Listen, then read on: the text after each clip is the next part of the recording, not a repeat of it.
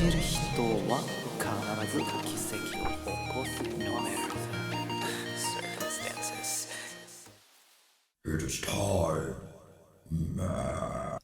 That's my best Vecna voice impression. By the way, hi, I'm Asto, and welcome back to Astonished Animations. As a person who play a few gacha games, casually, I don't even do my dailies anymore, I have been fascinated and inspired by the styles of the new generation gacha games, such as Wuthering Waves and recently Art Knight's Anfield. I decided to make my last animation as a little New Year project, exploring how I can mix physically based rendering methods into my anime 3D art like those new generation gacha games. To be fair, many games and animations have been doing this for years, but still, 3D anime is constantly being pushed to new limits. Without many special tricks, in fact, with only some simple setup, I was able to make something I was pretty happy with in Blender. So here is the general direction that I took, and I will show you what you can play around with in this PBR plus NPR style. Remember, what I'm introducing here are just things you can play around with, not rules. So feel free to have fun with this style.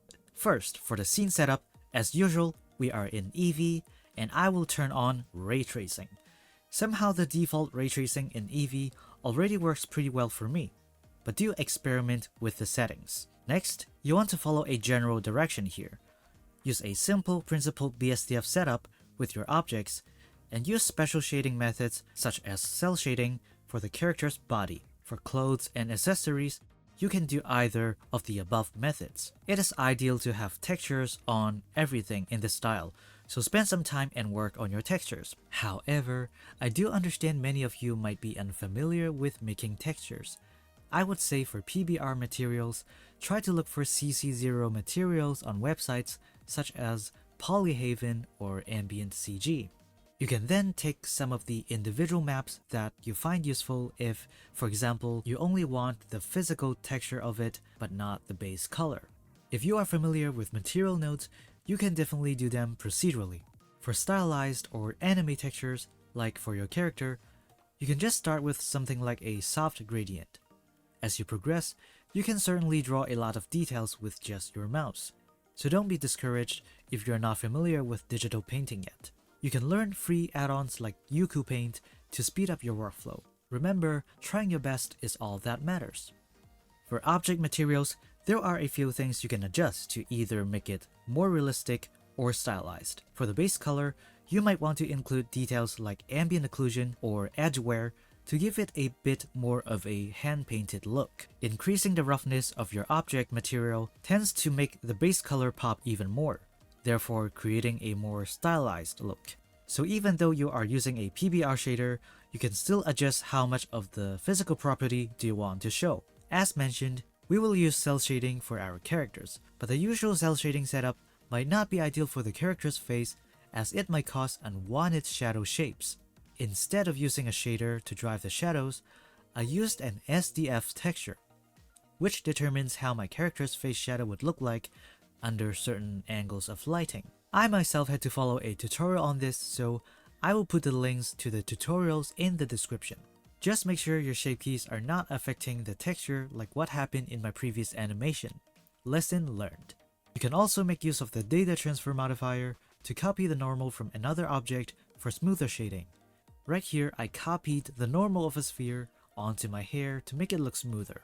For the character's clothing, you can use either of the previous approaches or a mix of the two. In cases when PBR materials just look a little bit too realistic for your liking, you can still give the cell shading some extra texture through the normal socket. To improve the coherence between the PBR objects and the cell shaded characters, I like to add inverted hole outlines to the characters and the foreground objects. Inverted hole is very common in games, and it works well with camera effects such as motion blur and depth of field. Speaking of camera effects, there are also effects from compositing and post-processing which can really help tie everything together. I would even say that compositing is where a lot of the magic happens. Glow, vignette, chromatic aberration are all frequently used effects.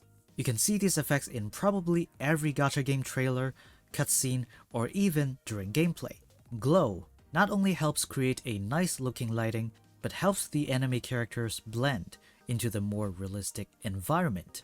Chromatic aberration creates a cinematic look by bringing in imperfections you see in real camera lens. You can also use them aesthetically, building a sci-fi look or to tell a story, for example, when your character is hallucinating or feeling ill.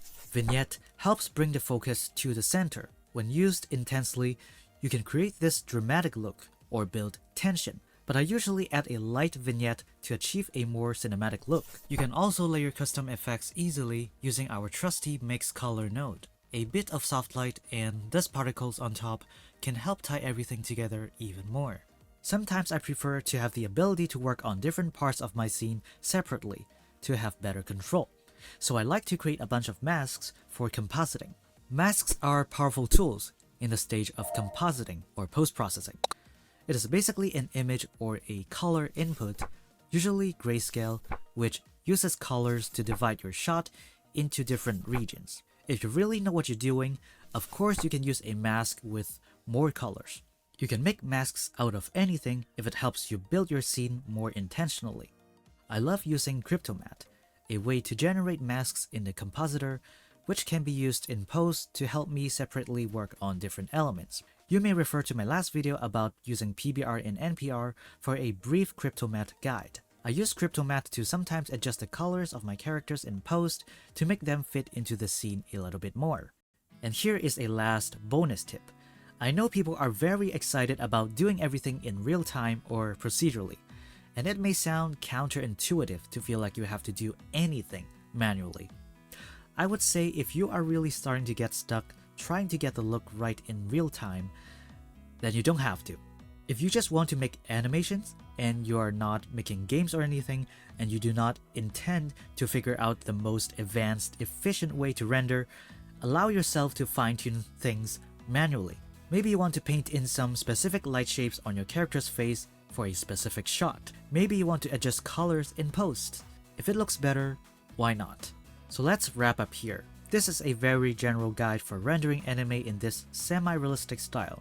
Again, this video is about rendering anime in Blender while trying to capture that style, and it's still very different from games where many things need to be done in real time. But personally, I would love to explore this style even more. I love making art in this style, and hopefully I will share more of my findings in the future with you guys. And certainly, I will explore other styles as well, while leveling up in all areas to create better looking art. I'll keep learning with you guys. As long as you keep going and learning, you get better. Don't be hard on yourself. That is it for today, and I will see you in the next video.